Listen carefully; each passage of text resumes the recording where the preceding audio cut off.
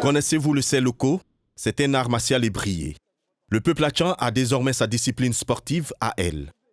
Défiler, cette chorégraphie a un seul objectif: mettre en avant et valoriser la culture Hatchan. La force, la souplesse, le self-défense sont les caractéristiques du seloko, l'art du poing de l'homme ou l'art martial ébrié. Créée par Maître Koutouan Jean Daniel, cette discipline sportive a pour but de promouvoir la culture ivoirienne à travers les arts martiaux, notamment celle du peuple Hatchan. À cet effet, une cérémonie de remise de diplôme aux étudiants de la dite école a eu lieu le samedi dernier à Yopougon. Le seloko veut dire l'art du poing de l'homme.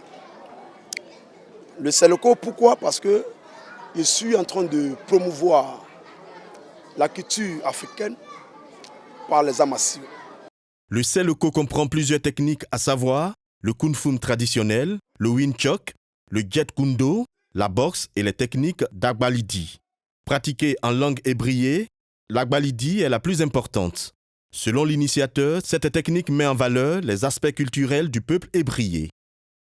Agbalidi, c'est quoi?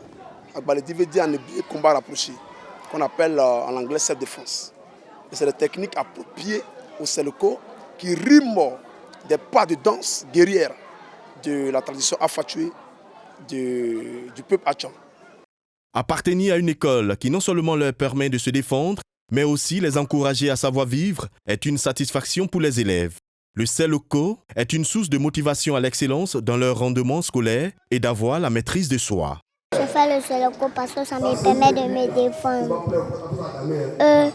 Je veux le continuer. Le maître un peu nous instruit sur différentes valeurs, voilà, à savoir un peu la discipline, comment elle sache comment se comporter un peu en société, disons en public. Étant donné que c'est un art martial ébrié, j'ai décidé de pratiquer cette discipline pour pouvoir valoriser un peu notre culture.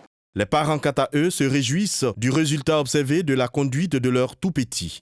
Ils tirent une fierté de cette école, une première dans l'histoire du peuple ébrié.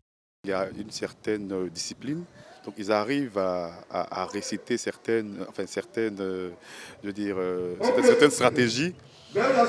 C'est un peu comme s'ils récitaient leurs leçons et tout ça. Donc du coup, ça a aussi apporté en plus dans les leçons à étudier au cours normalement.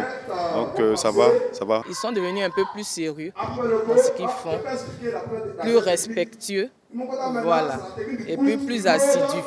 Oui, il n'y a pas longtemps qu'ils ont commencé, à peine 4 mois, mais ça va, je suis déjà satisfaite. Les remises de diplômes et des ceintures aux apprenants ont couronné cette cérémonie. Notons que l'art martial ébrié a été créé en 2016 et compte à ce jour plus de 100 membres.